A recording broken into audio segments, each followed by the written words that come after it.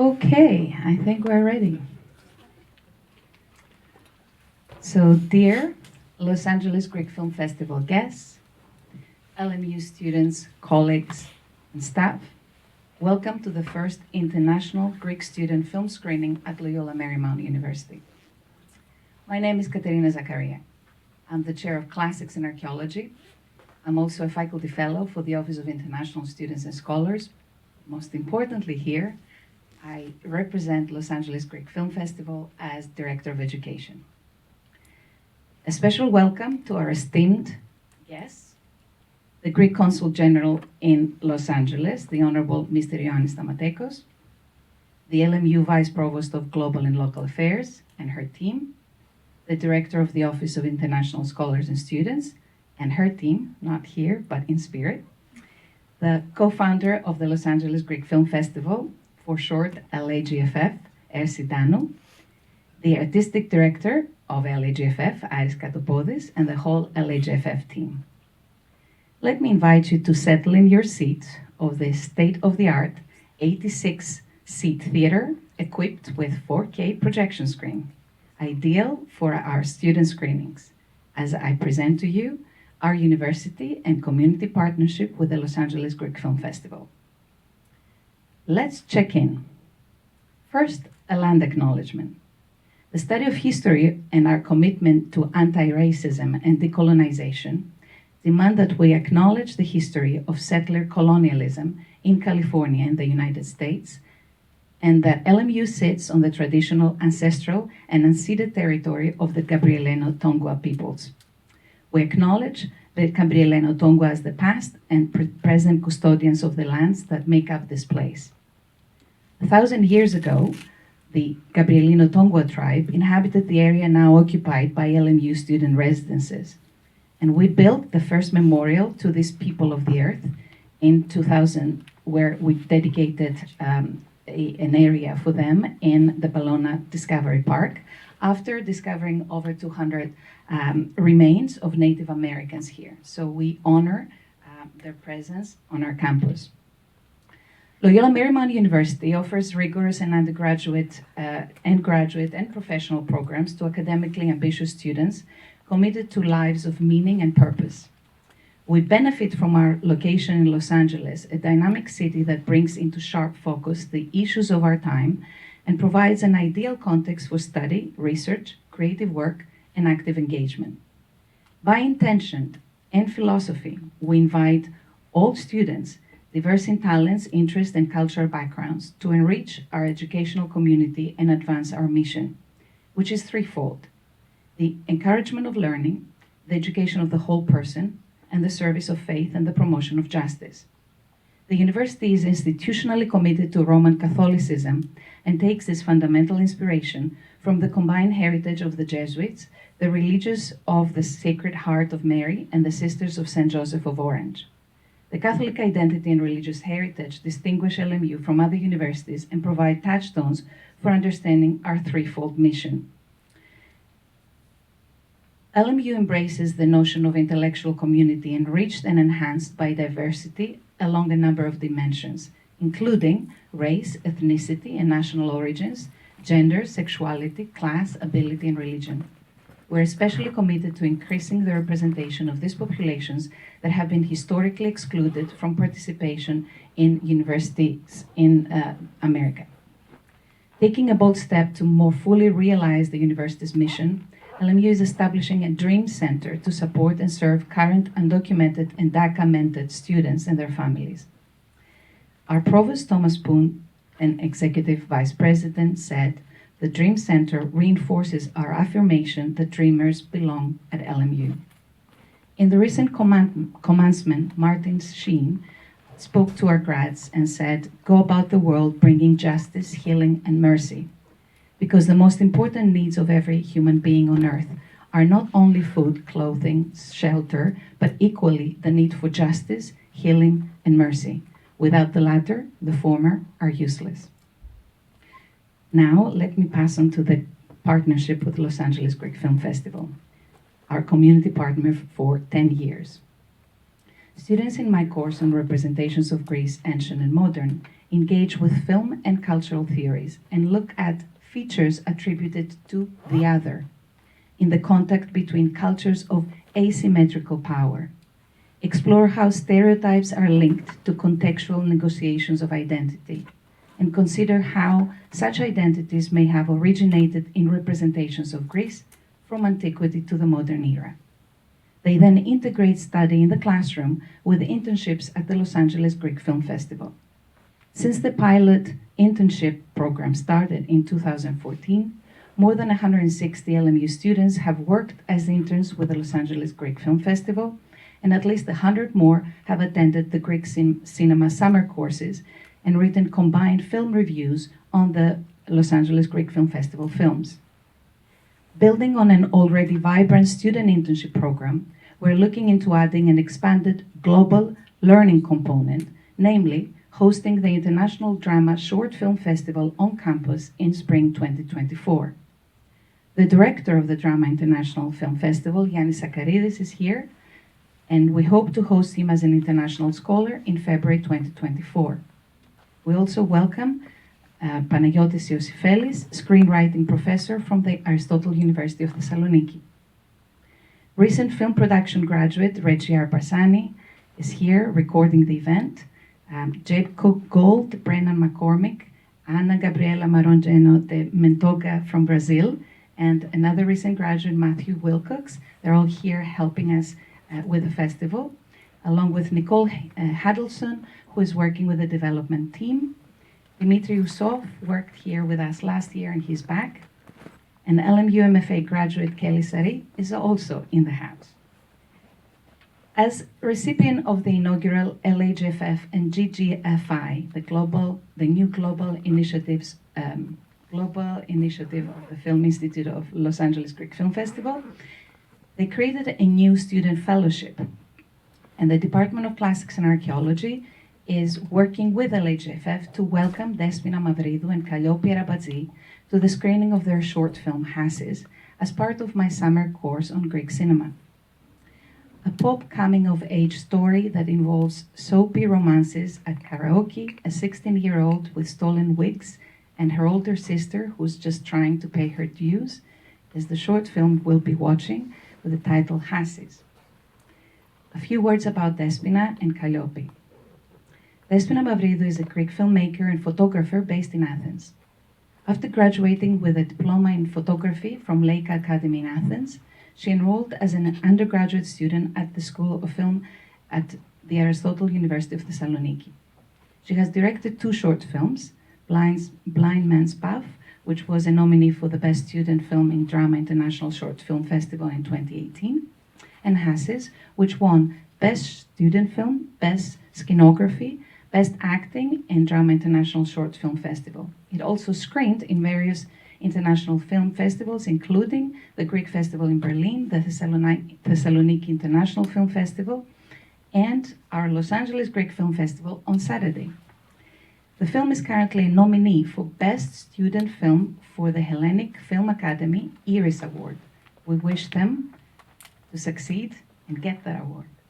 In 2022, Despina directed the annual spot for the Greek Film Center titled Cinema at the Center. Kalliopi Rabatzi graduated from the Aristotle University with a degree in screenwriting, and then completed a 1-year graduate program in film editing and participated in a script workshop in Nisyros. She has done freelancing in script editing and commercial writing. Her latest work was a commercial for the Greek Film Center entitled Cinema at the Center, working with Despina. She's currently working on a short film entitled Barbie Rapper, which is in pre-production stages. Influenced by Kelly Reinhardt and Andrea Arnold, she aims to write stories that are a mixture of realism and depth with the magic of dreams and hopes. The common theme in her stories are observations of violent yet sympathetic characters embroiled in plots and scenes that tend to produce a realistic yet at the same time hopeful universe. LAGFF and LMU stand with the Writers Guild of America, now on the 2nd month of strike for an ongoing labor dispute with the WGA and the Alliance of Motion Picture and Television Producers. Let me welcome you let me welcome you formally to LMU and enjoy the screening. Thank you.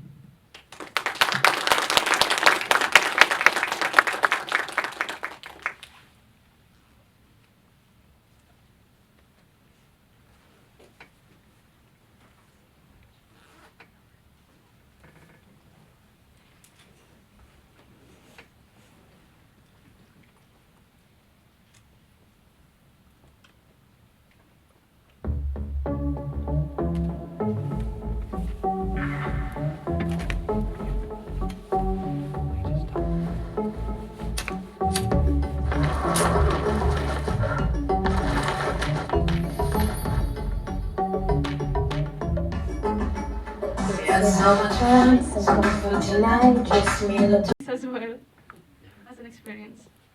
I don't know if you want to tell them something else. I don't know if I have anything to add. It happened like you described it. I had to do my thesis for a university, me and Diana Kokozidou, the producer of the film. And we thought about Calliope because we knew that she writes wonderfully and with very nice dialect, which I adore. And we went to her, and the rest you heard about what happened. We worked together, very nice, and from beginning to the end, all stages of production, and that's how we're here now.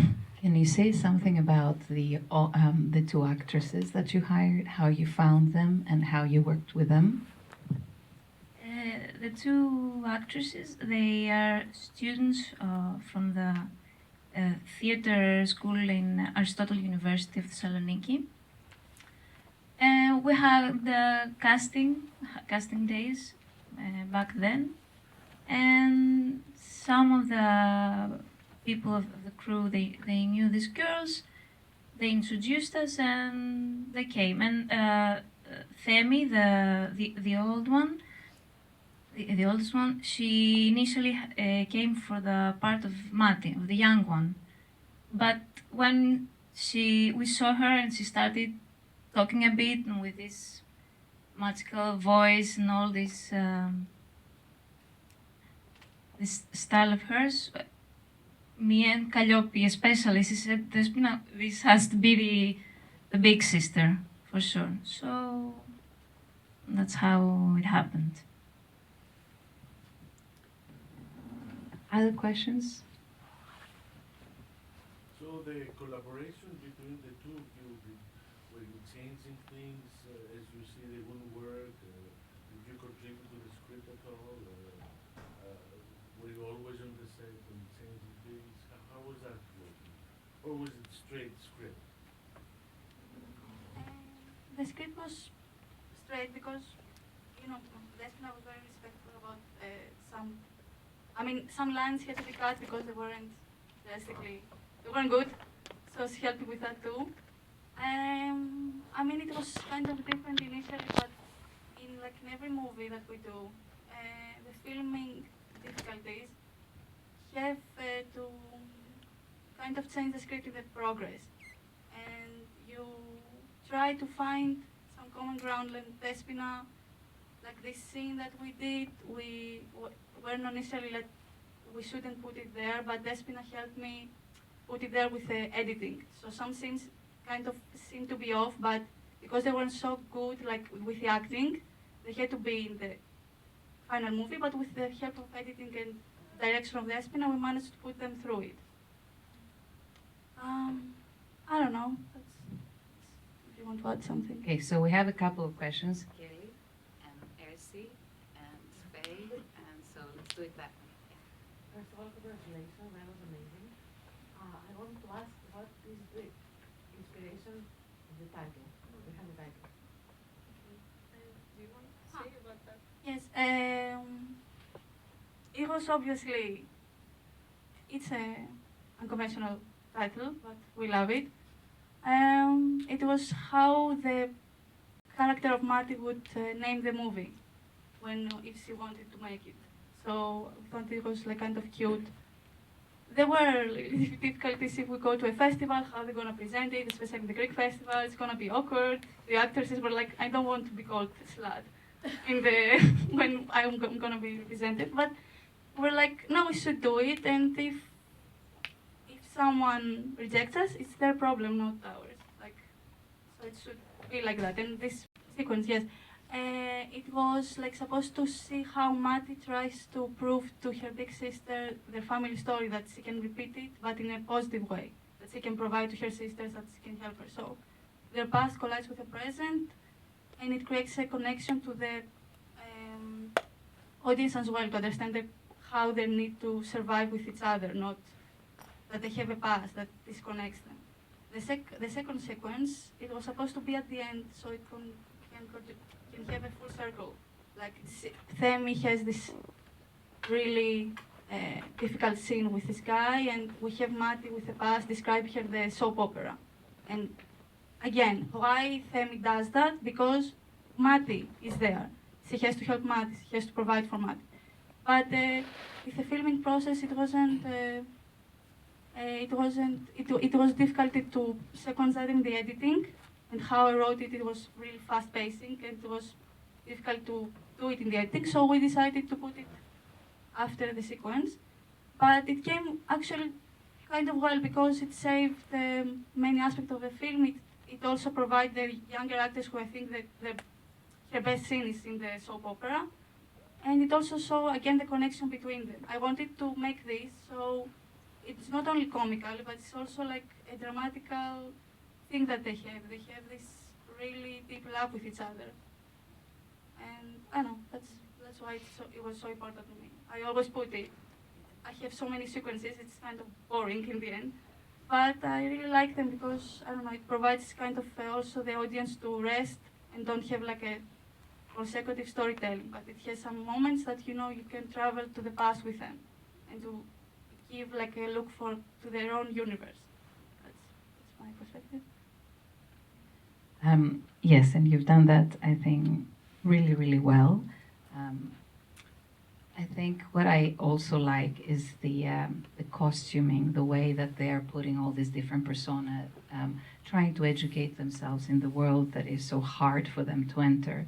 So the younger sister is dreaming, is going through the soap opera, is trying to live a life that will have a happy end, and the world comes back to bite them, right? So it's very interesting the way you do it, and I really like the way the plot of the past that comes in and interweaves, and they have to cope with that, but in a sense, you're exposing the pain and the trauma of the real world, that you can't bypass it. So that's really well done. Yeah. Also, can I give a shout out to the girls that did the costume design and set design? They're like, as we call them, Tess, goddesses. They're very good at their job, and they managed to give the aesthetics of the film very well. So. Yeah, you're right. I was about to ask you. That was really, really good. The two girls that did the costumes and the scenography, Eva Corella and Ellen Sabri. And they're also friends of us, very good friends. We've worked with them before in another film. And we also trusted them for this film, and I think they were great, very great for this work. Is there anything that's quintessentially Greek in the film, and if so, what is it? I mean, first of all, Fureira is like an idol, so. I'm sorry? Fureira, Elaine Fureira, she's a Greek Pop singer. Yes, pop singer. Ah, Greek pop singer. But also the 2000 vibes, the songs, the aesthetics of it. We wanted to represent the time of our lives when we were like young in their era. So it's not very modern Greek. It's kind of 2000 vibes that are kind of modern now in Greece because they try to come back to the fashion. But I think this, and also how they talk in the economic aspects, like the money, the need to get money, the poverty of it. So, I don't know, the poverty I think is very Greek sometimes in this film, so yes.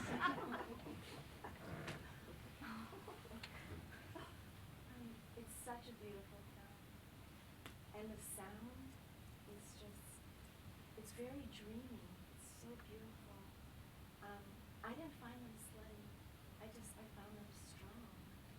Um, you had mentioned, Dr. Katerina had mentioned that your references or filmmakers that you admired were Andrea Arnold and Kelly Reichardt, two of my favorites. So, did you both admire these filmmakers? And was that just a discussion about the production, or were you allowed on set during production?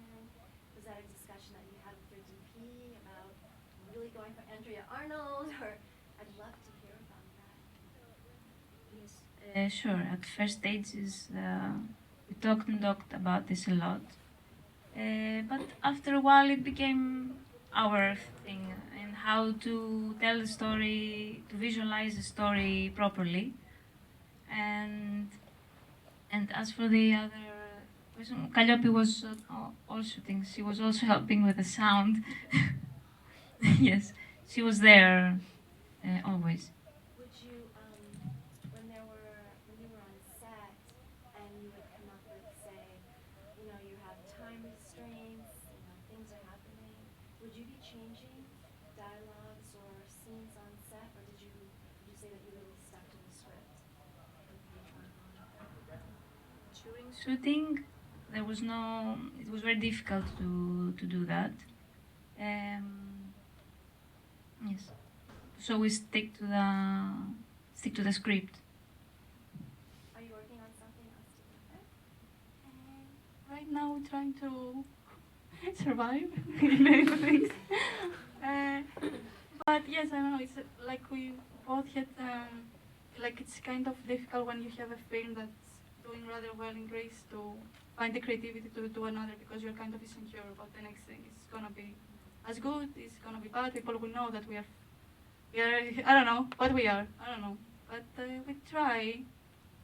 Now it's like a turning point for me. I just quit my job, so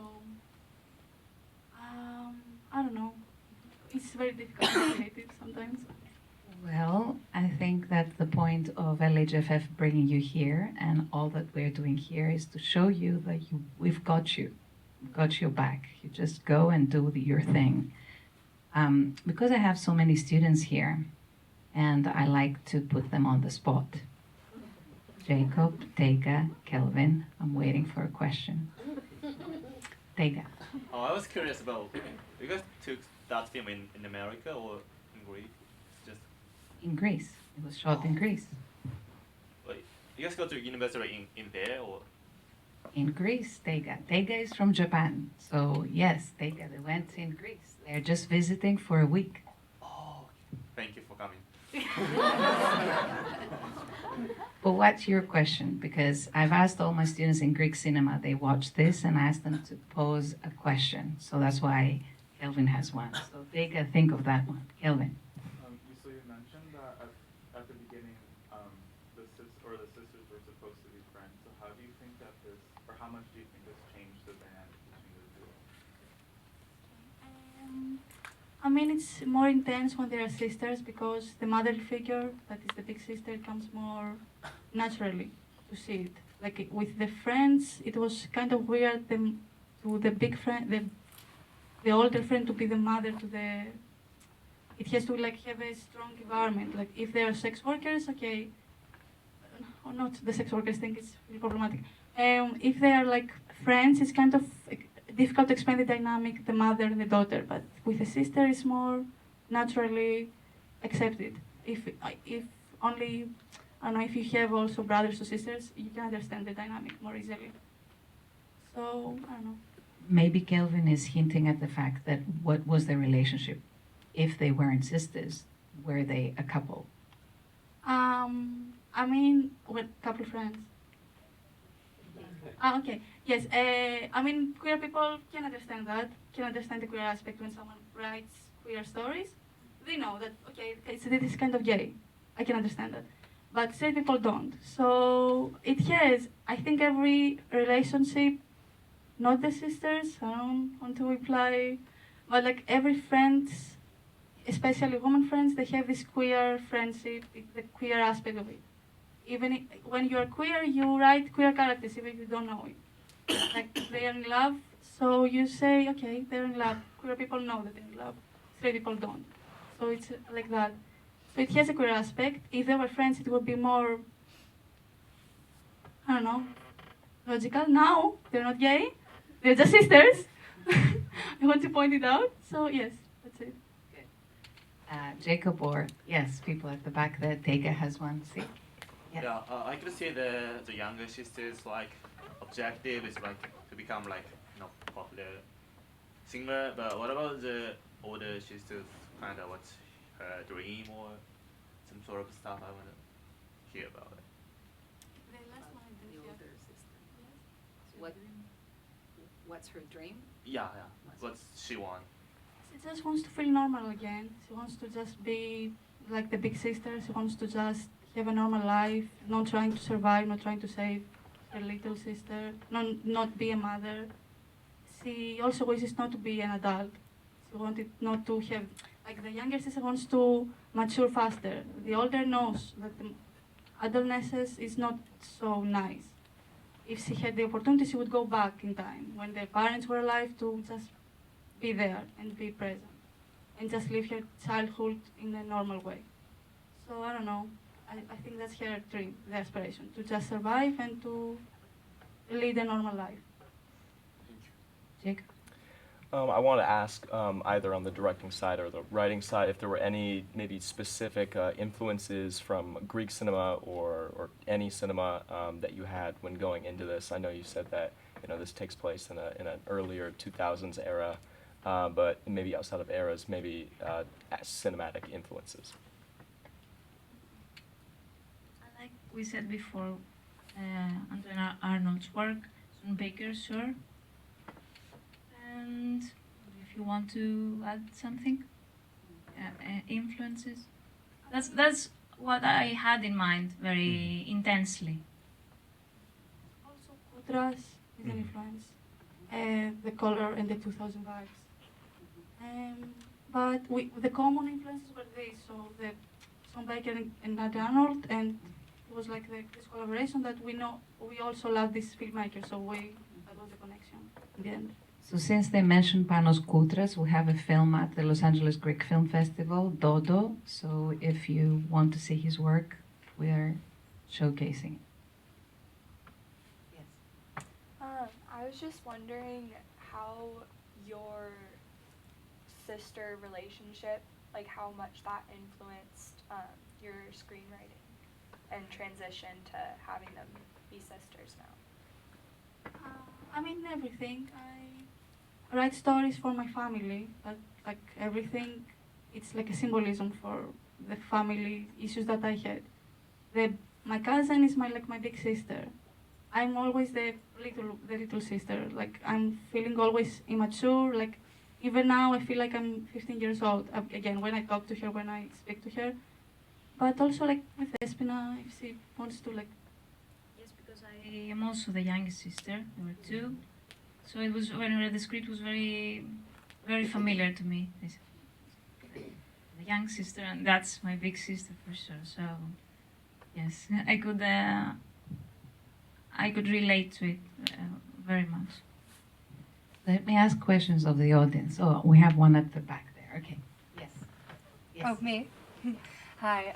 It's not really more so a question, just I wanted to say that this film was extremely impactful and very beautiful to me, especially growing up as the youngest sibling. I think it showed such an essence of duality and, tying into the whole 2000s aesthetics, and it was so bright and so vibrant, but then underneath lurking was like, as Katerina said, like the brutality of the world, and I thought it was so beautiful that you could encompass this while keeping the vibrancy, because a lot of the times, the most horrifying things are wrapped up in silk and pink, and I just thought it was extremely impactful, and it was more so about what wasn't said either, like the exchanges between the sisters, and like we all know that look, even regardless of gender, like brothers, sisters, whatever, parts of family, where it's, you almost want to do something out of like it's where priorities lay almost. So it was interesting because the older sister, it was more like a protection, and that's also gives like queer aspects of wanting to protect and love, whereas the younger one was looking more so for approval, where she lacked within her life. So that's just my commentary, but I just wanted to say that was absolutely beautiful. So thank you. Brennan. Yeah. Okay. How did you work with your actors on set? Were there a lot of rehearsals? Did you ever, because I haven't read the script, so did you ever say, okay, if you feel that you want to do something else or add to it, do it? The truth is, we did a lot of rehearsals. Most of them were planned, but a lot of them were due to COVID restrictions we had because we couldn't shoot. So we continued to rehearse and talk about it. And I really wanted to give the actresses a lot of space to say, to give their self and try things. So I was really open to that, very open to that. I couldn't do it any other way, I think, because I am really inexperienced, and this was a study for me as well. I mean, I was creative, but I'm still a student, so I wanted to learn from every part of this procedure. So the way we worked was like that. We worked together, and I think it helped a lot. Yes, that's how I work with them. Katerina? I just had a question about the process, like how long was pre-production, how long was production, how long was post? Because you mentioned some restrictions, so was that like during COVID, or like, I don't know, when did you shoot this? The pre-production lasted, I don't remember how many months. We were talking about it and trying to find all we could. And the shooting was like, I think, 8 days, and then a couple of months for the post-production, or maybe a bit more. But we lost a lot of time, and that was one of the most difficult things for us, because we were planning for a shooting, but then someone maybe got sick or had someone that in their family that got sick, so it was very difficult to rearrange and reorganize. I wanted to ask you about your crew. I saw that I think most of your crew, if not all, were female filmmakers. Was that a decision that you did on purpose, or it happened? It happened. That's our friends mostly, the people we hung out with and be creative with. It wasn't, I mean, decided that we need a lot of women, but it happened. All right. Do any more questions? Just a few. Yes. I have one for the director. You said, was this like one of your first few films you directed? And if so, what was the biggest challenge you had to overcome for directing the cast and crew? It was the second short film I did, and it was very challenging for me because first film the actors were children and an old man, and there was little to no dialogue, very little dialogue. So having read the Calliope's script, it was all dialogue. So it was very difficult for me. And the biggest project I had ever done, so I felt great responsibility for this. and because it was so beautifully written, I didn't want to fail it. So yes. This one's for the screenwriter. Is this one of your very first written works where it shows a very intimate relationship, or and if it is, are you also writing another project that shows another side of complex three-dimensional relationships? I think I write the same story all over again. I have this suspicion. No, I always try to write characters and the relationship and the dynamic to the story. Then the structure comes and someone tells me this doesn't make any sense. I'm like, but it has so many dialogue. They are connected. But yes, like I always have these two characters that either they are fighting or either they are in a strong, deep relationship, and I try to treat them and explore them through their dynamic. So that's always the story that I'm writing. Like these two characters, and or one character that has a connection to the harsh environment around her or him, and also like this deep connection with the environment. That environment is a character itself. So that's it. That's the stories. Thank you. Just a final comment if we don't have any more questions. What I really like in your work, that collaboration, is how you take something that can be seen as a vulnerability, creating a world where you wear wigs, you dress up, you try to be somebody else, and you turn this into strength, because that is the way to maintain your own creativity and existence and be truer to yourself in a world that has lost its imagination, is harsh and is taking, and is actually the world that is the sluts and the young women that are trying to push back and find their place in the world and to live some of their dreams and overcome the traumas so that they can find who they want to be.